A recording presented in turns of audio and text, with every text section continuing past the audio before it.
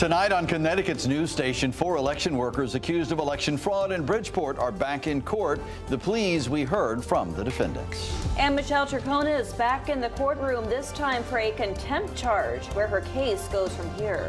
Plus, a new initiative to address education concerns in the capital city will introduce you to the commission that aims to improve learning for struggling students.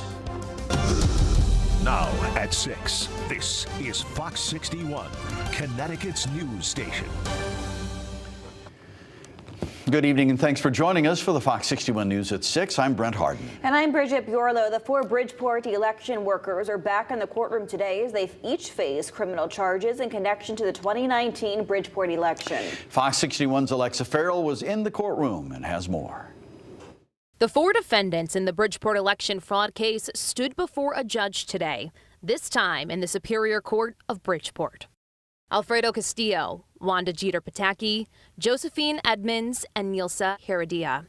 Each of the defendants with the same stance. I'll enter not guilty jury election on your behalf. Not guilty jury election. I'll enter on your behalf, ma'am. Not guilty jury election. Not guilty jury election. The judge assigning each defendant a no-contact order as well. Callie Heelman, co-director of Bridgeport Generation Now Votes, who helped voters sue the Ganim campaign and city officials, says the arrests alone are a win. The victory that we've already received is that what Bridgeport voters have known has been going on for decades here in the city in our local elections has finally come to light and been proven. From this trial, though, she hopes others will be held accountable. Everyone understands that the people who have been brought to trial are here because they were told to do this. And so the question that needs to be answered through this trial is who told them? Who instructed them to engage in this behavior? And that is who must ultimately be held accountable. We spoke with Heredia's attorney, Ken Kuryaski, outside of court, and he said his client is not the one to blame. It's clear from anybody who can read between the lines that my client is a mere pawn in a power game that is so much larger than her. And my client should not be standing here alone. Mayor Joe Ganim should be here. So we went and tried to talk to Mayor Joe Ganim. We saw his office staff run and hide behind another door. That's when we were kicked out by security. Yeah, you said that we can come up and knock on the door. I said no one's going to open the door. So time to go. Time to go. Now a reminder that this is a government building, meaning that it's open to the public. And as you can see, Mayor Joe Ganim still has not commented on this case. Each of the defendants will be back in court on Thursday, August 29th. In Bridgeport, Alexa Farrell, Fox 61, Connecticut's news station. Alexa, thank you. In other court news, Michelle Tronas is back in a Stamford courtroom once again. At this time, pleading not guilty to a contempt charge she picked up during the course of her 7-week trial, where she was found guilty of conspiracy to commit murder, among other charges. Fox 61's Julie LeBlanc has the very latest from Stamford Superior Court. Wednesday's appearance here at the courthouse lasted all of 2 minutes as the attorneys continued to work toward a resolution in this case. There were several options discussed. Michelle Tronas standing in front of a Stamford judge once again answering to a contempt charge brought against her in the midst of her lengthy trial earlier this year. I'll enter pro forma not guilty plea. This comes after Tronas was found guilty on separate charges and sentenced to 14.5 years in prison for her role in the death of Jennifer Farber-Dulos. The contempt charge she's answering to now points to this moment during the trial, where prosecutors allege Tronas displayed sealed court documents on her computer involving the contentious divorce between Jennifer and Fotis Dulos. It's alleged those documents were on display to be live streamed and for members of the court gallery to see.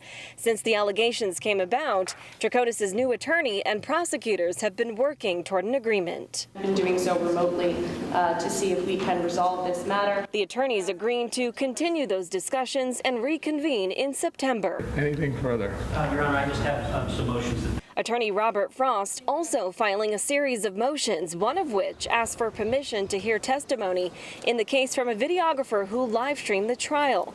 In the document, it's argued that testimony is needed to show the photographer was trying to avoid capturing anything on Tronas' computer, and it would, quote, undermine the reasonableness of the state's claim that the trial participants knew anything on their laptops could be displayed to the public. The other motion asking for a hearing to clarify the contempt charge itself. Tronas' sister speaking outside of court. We're just here to support my sister in these difficult times. We'll continue fighting for her. Now, Tronas is expected to be back in court on this matter on September 16th. We are in Stamford. Julia LeBlanc, Fox 61, Connecticut's news station. And Julia, thank you. Turning to the weather now, another hot day across our state. One more in a long line of many, right? Chief Meteorologist Rachel Frank joining us now with a first look at the forecast. Rach, I just know you've changed your forecast and you're calling for sunny and 75 tomorrow. No, you gotta wait until September for that. It's the hottest point in the year, so we're gonna continue to go along with that theme. Very warm, humid conditions and occasional showers and storms. 83 right now for Hartford and for New Haven. It's looking pretty gray, like it could rain at any moment in the New Haven area, but we don't think it will until later tonight. So if you do want to do something outside, you can go right ahead if you don't mind the warmth, of course. 90 in Hartford, 86 right now in Meriden. Or I should say that's what the feels like temperature is. I'm sorry. And this is what the actual temperature is in the 70s and 80s out there right now. Taking a look at the radar, I did want to show you showers and storms to the northwest of us mean business. Luckily, by the time these get to us, it'll be during the overnight hours, and we are left with a few lingering showers. But there are ongoing tornado warnings and even a confirmed tornado on the ground right now in New York. So wishing them the best as they continue to deal with some of this damage. Watch and look at the computer models showing that line of storms approaching and then fizzling by the time it gets here. So there is a chance for a shower later tonight and also a chance for a shower first thing tomorrow morning, and then we'll clear things out, and by midday and afternoon, it's just like today. Low temperatures tonight in the 70s. There's that chance for a passing shower by the time you wake up in the morning, along with cloudy skies, but it is a very warm, hazy, and humid afternoon. It is slightly less humid than today by afternoon, but we're still sweating out there. We're going to talk about the weekend forecast and a better chance for rain and time that out for you coming up. All right, Rachel, talk soon. Thank you. New details tonight about a deadly hit and run under investigation in New Haven. It happened at the intersection of South Frontage Road and College Street just before 5 this morning. Police say a Toyota ran a red light and hit a Hyundai. The driver of the Hyundai, 64-year-old Nader Elias Hanania, was taken to the hospital where he died from his injuries. The driver of the Toyota left the scene, and police continue to search for that person tonight. They say the suspect has been identified and the investigation is ongoing. Anyone with any information should call the New Haven Police Department. Connecticut State Police investigating the disappearance of a gravestone at a Brooklyn cemetery. Police say the gravestone of a woman has been damaged on multiple occasions. It was snapped at the base where the stone sits in South Cemetery. You see it here.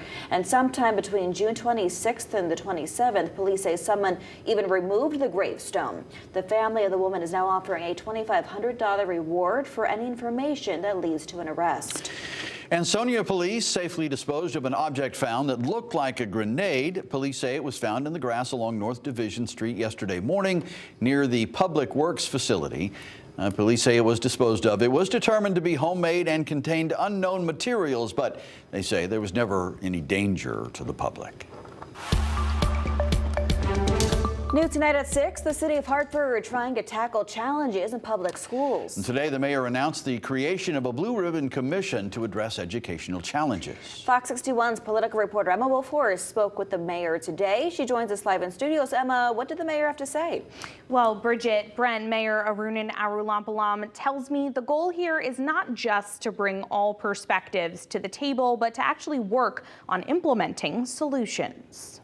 I've heard from a number of community members, from parents, from teachers, from students, from residents who are concerned about the schools. And we hear you, and this is a response in which we think we can work together. The capital city reacting to concerns about Hartford public schools with the creation of a new Blue Ribbon Commission. The challenges in our school system did not spring up overnight. They aren't challenges that were created in the last year. They are the result of decades of inequality within our public schools. And the solutions to those challenges won't come overnight either. It's going to take a concerted effort. The commission will begin meeting regularly over the next 6 months to pinpoint issues, develop recommendations, and eventually craft a report for the mayor and Hartford Board of Education. Some issues leaders are already naming: chronic absenteeism and academic outcomes like not enough children reading at grade level. Money isn't always the answer, and that's part of the point of having all of these people at the table to really talk through other solutions beyond it's not just about money. And though officials say funding doesn't solve all educational problems, it has been a big concern for families and students. In May, parents and teachers rallied at City Hall, protesting a budget they say left Hartford Public Schools with a $31.5 million shortfall, causing nearly 400 layoffs and cuts to programs. But Wednesday, the Hartford superintendent said an additional $10.5 million in funding from the city has allowed them to only lay off 60 people for the upcoming school year. We're in a much, much better place after all of the support and the work that we've done with the community to build the budget, right, that was going to get us through. The Hartford superintendent says the schools will be holding a town hall for parents closer to the start of this school year. As for this commission, the mayor says eventual solutions and proposals aren't just for the city, but likely for the Connecticut General Assembly as well, ahead of next year's legislative session. Brent, Bridget.